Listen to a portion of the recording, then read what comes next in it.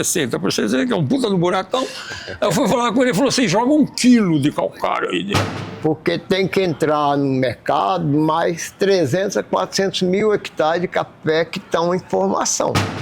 Quando plantaram muito agora, muita muda, não meu modo de ver, eu já vi isso, metade não vinga. O mercado futuro, inclusive meu filho, tomou um ferro. Por quê? Porque nós mandamos o mercado futuro de 600 conto, o café foi para 1.200. E técnica não pode ter talvez, nem acho. Sempre vão fazer. Nunca falar, parei. Nunca ouvi isso falar isso. E o defeito é que gosta muito de dinheiro.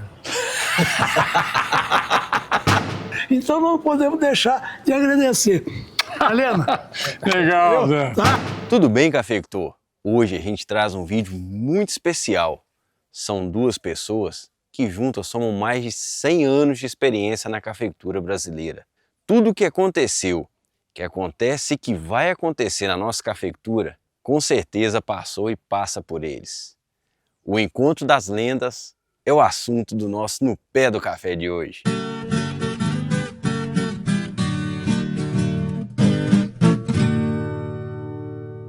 Nós estamos aqui com as 2 maiores lendas da cafeicultura do Brasil.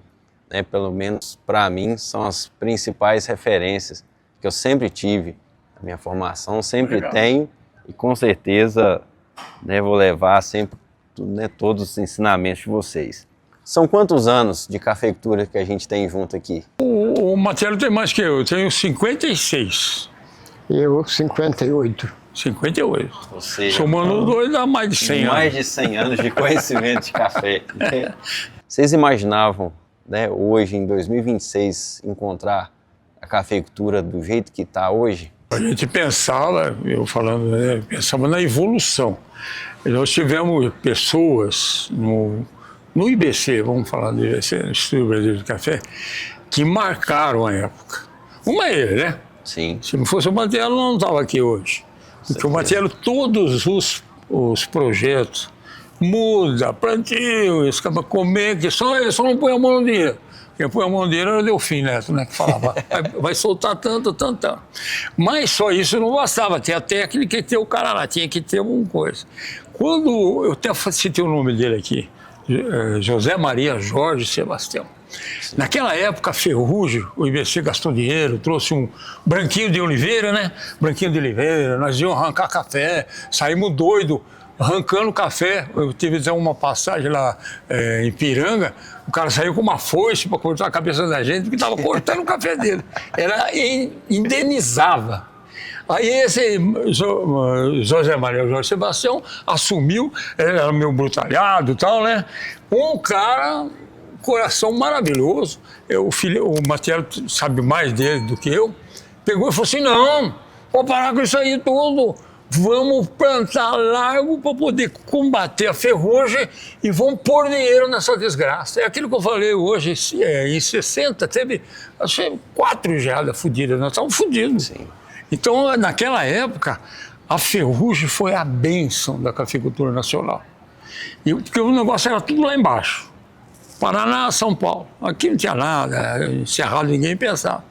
Aí, a partir disso, o Marcelo coordenou a equipe todinha, tanto da assistência como uma coisa, nós montamos gente muito boa, era tudo CLT, ninguém era funcionário público. Eu trabalhei na Zona da Mata há 7 anos, eu tinha 22 escritórios, tá? Chegou a ter, era mais ou menos 400 pessoas, ali, Marcelo? A equipe entre agrônomo e técnica agrícola, a gente tinha quase 600 pessoas vinculadas, assim, uma assistência especializada, quer dizer, o que foi uma das coisas boas e a integração da pesquisa com a assistência técnica. Então, a gente tinha os campos experimentais, então, é importante porque a pesquisa em si, ela tem que ser, dentro do possível, a pesquisa aplicada e com ligação direta para o produtor, que é feito pela assistência técnica. Sim. Mas, respondendo bem a pergunta que você falou, era difícil imaginar, porque é bastante tempo, mais de 50 anos, mas a evolução foi muito maior do que a gente esperava. Verdade. Porque A gente ia, naquela época a gente pensava em melhorar X, mas a melhora foi em função desse conhecimento, uma boa parte na abertura de áreas novas que o próprio produtor, um produtor mais empresarial, mais tecnológico, quer dizer, mudou um pouco a região e mudou um pouco o pessoal, que as duas coisas foram importantes. Até então, a pesquisa de café, por exemplo, calcário não se usava em lavoura. E não tinha pesquisa de calcário em São Paulo, nem em Paraná. Por quê? Porque não precisava. Então, o Fernando Pupo de Moraes, na época, eu fiquei meio perdido. Eu fazia uma cova de 60 por 60 por 60, que é um puta do buracão. Aí eu fui falar com ele e falou assim, joga 1 quilo de calcário aí dentro. Foi esse, que o Deus tem um puta cara bom pra caramba, mas era um chute. Aí nós começamos a fazer ensaio de calcário, ensaio de gesso, ensaio disso, ensaio daquilo, sob a ordem do Matelo, mas saía, já tinha uma reunião de pesquisa anuais, né? Era anuais, no começo de 6 meses, e começou os congressos. Os congressos é um grande lance, porque o congresso você força todo mundo que está trabalhando em pesquisa a mandar trabalho para você. E você faz uma seleção dentro do possível e está escrito a coisa, não é igual aqui palestra, nós falamos, falei, corta assim, corta assim, se eu não botar no papel e não passar para ele, não adianta. Então esse foi o grande, essa interação da pesquisa com hoje que foi bom. Já você pegava a cafeicultura mais moderna que veio para cá, já veio com uma base de pesquisa boa. A gente sabia como é que adubava, sabia como pulverizava, né, como comportava. O que introduziu nessas áreas mais novas de tecnologia foi a irrigação. Quer dizer, viabilizou quantos 200 mil, 300, não, acho que mais, 400 mil hectares viabilizados pela irrigação. A gente gostaria de acrescentar um pouco mais do atual. O Santinado contou bem a história, contou bem contada, os detalhes curiosos até, porque era uma coisa tirar a água da pedra, né? Foi uma fase difícil. Hoje em dia ficou mais fácil. Mas hoje a estrutura de produção passou de 6, 7 sacos por hectare, hoje está de 30 e poucos sacos. Então melhorou muito. A mecanização não existia, hoje então tem a mecanização para quase todas as coisas.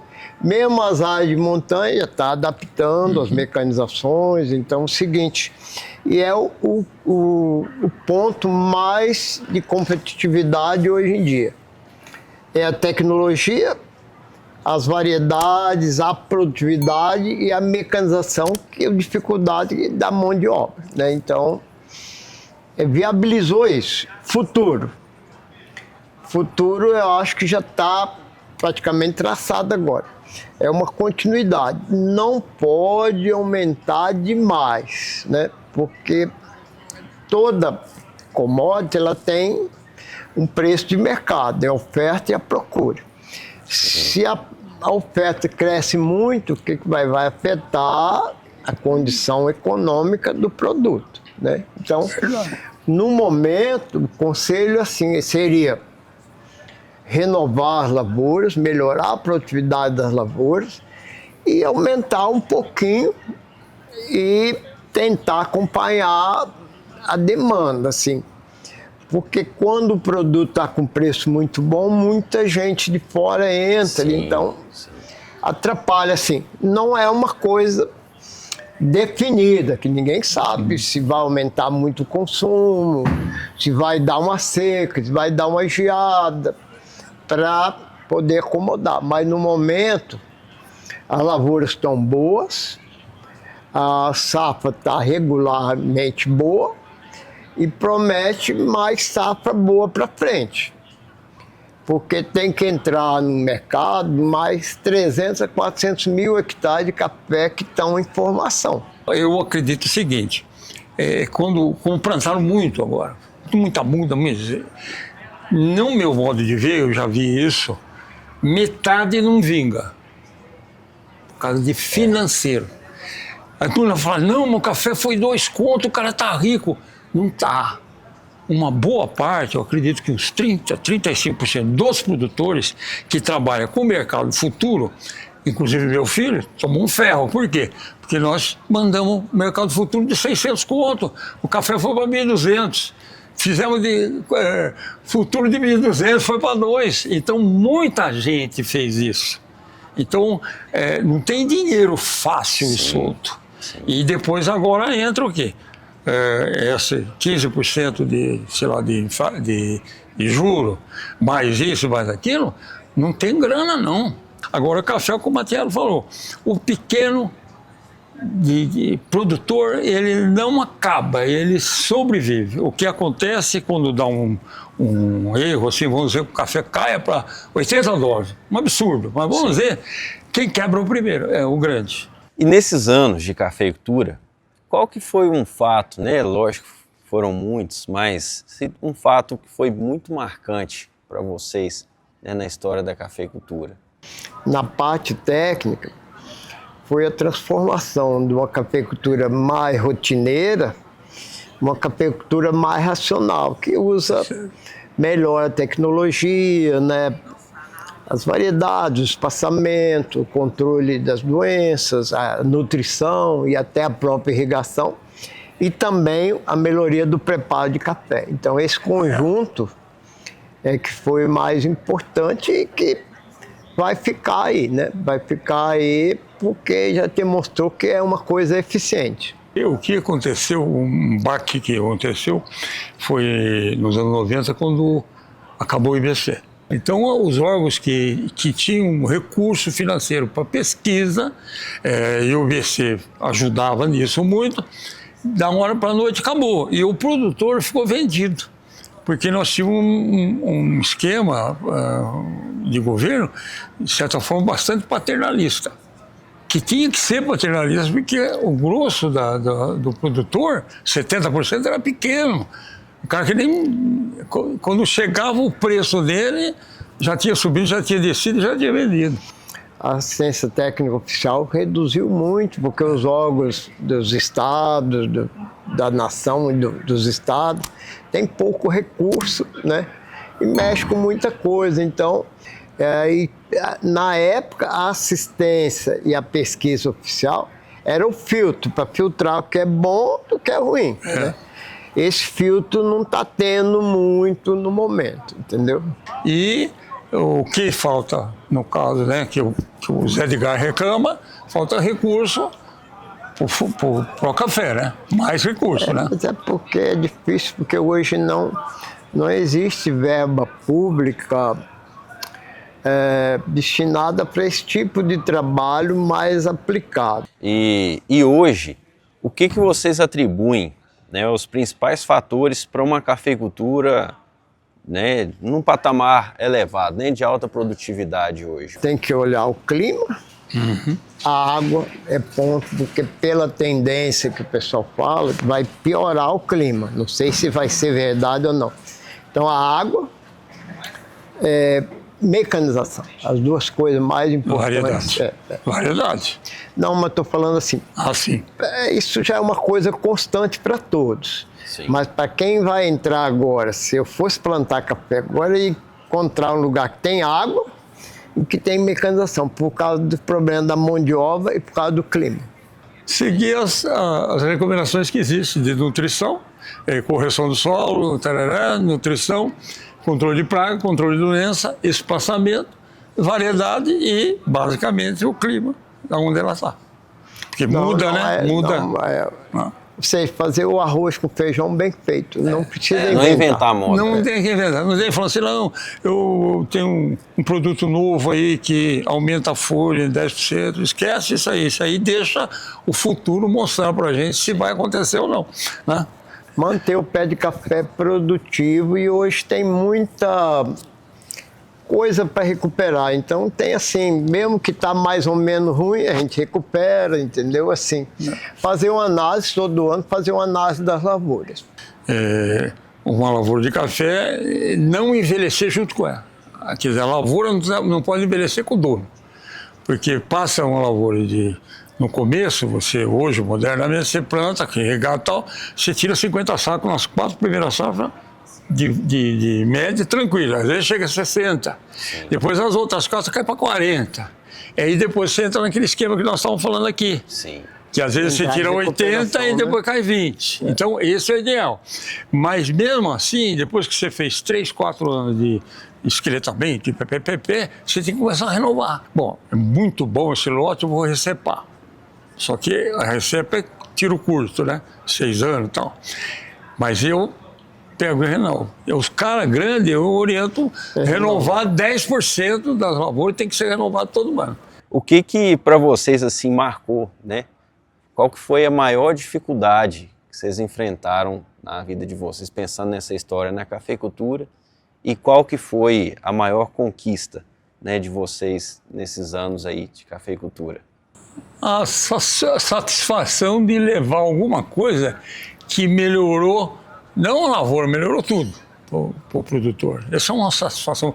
Principalmente onde eu trabalhei na Zona Mata, era mais satisfatório que pegar um cara grande. Porque você punha lá 20, 30 pessoas, os caras tinham lá 5 hectares, 3 hectares. Você chegava, levava uma coisa nova, mudava a vida dos caras, entendeu?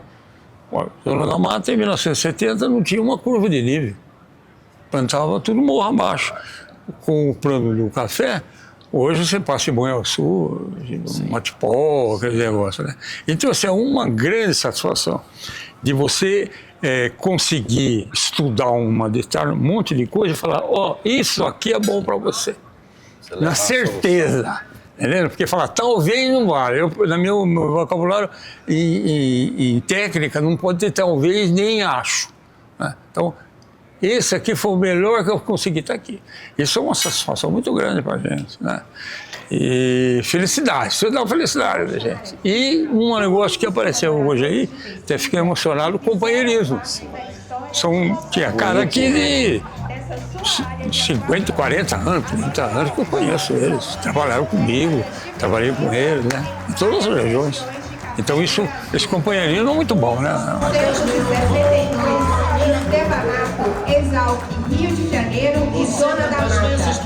1968, Matiello, Rio de Janeiro e BC. 1960. Agora, pra gente fechar, né, vamos fazer aquele frente a frente. Santinato, o que você me fala do Matiello? O Matiello tem uma qualidade excepcional, resiliência. Ele nunca baixou a cabeça para pomba nenhuma, com todas as dificuldades. Tinha dificuldade no tempo de IBC, ele ia lá no IBC, lá no serviço, pegava o falecido Paulo Mota, o Abreu, a turma, botava todo mundo aí, no final, a ideia era do Matiello. E montar, ele sabia montar as equipes. Põe fulano aqui, põe Beltrano lá. E resiliência em tudo. Eu nunca vi esse caboclo falar assim, não dá, não posso, nunca, não, vamos fazer. Sempre vamos fazer. Nunca falou, parei. Nunca ouvi isso falar isso. E já me salvou de situações difíceis, né? E Matiello, o que você tem a me dizer sobre Me chama de louco. Santinato?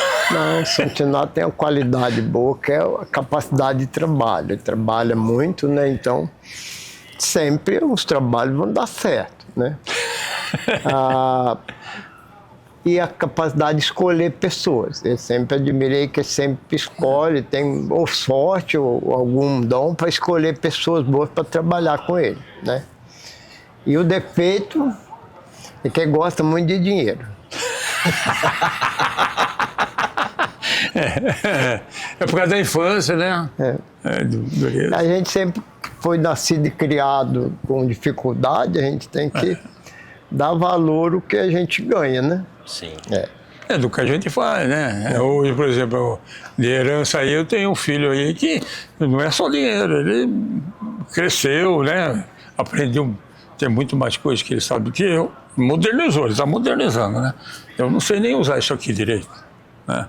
E eu ainda sou daquele cara que vai dar assistência e fala, ô Zé Grossi, 3x2, num plante diferente disso. Escrevo no papel e dou para ele. E aí põe uma vírgula, para o cara não entender o que estava escrito, para ele ligar para mim para perguntar, para repetir a mensagem. Queria agradecer muito a oportunidade de estar aqui com vocês dois, né? É um momento que eu tô arrepiado, né? Eu fico emocionado porque, né, eu sempre admirei, nem sempre vou admirar muito o trabalho de vocês. Meu pai sempre falou muito de vocês, né? Eu admiro muito e vocês podem ter certeza que esse material aqui eu vou mostrar para meus filhos ainda quando a gente estiver falando de café. Da minha parte, eu que agradeço a oportunidade de mostrar alguma coisa que a gente conseguiu fazer, não sozinho, sempre foi equipe, ninguém anda sozinho, né? Não, a gente, pelo contrário, a gente agradece o canal aí do Pé de Café, a gente acompanha, né? É uma maneira de chegar no produtor, uma maneira até bem eficiente, e a gente deseja que continue com esse trabalho. E a gente já estava encerrando o vídeo e chega o Sr. José Grossi e fez questão de prestar também a sua homenagem a eles. E nós estamos aqui, chegou o cafeicultor José Carlos Grossi. Sr. José Carlos, o que você tem a me falar dessas duas lendas aqui? Quando nós chegamos aqui no Cerrado, isso aqui não valia nada. Aqui, para cultivar café aqui, o pessoal da minha terra me gozava. Plantar café no pau torto, na terra ruim, não dá café. Café só dá em terras boas, terras vulcânicas, terras de fertilidade. Aqui não dá café. E graças a esses dois aqui, ó, graças a esses dois, tá? Quando nós chegamos aqui, apanhamos muito. E a maioria dos que chegaram aqui quebraram. 80% quebrou. Por quê? Era muito difícil.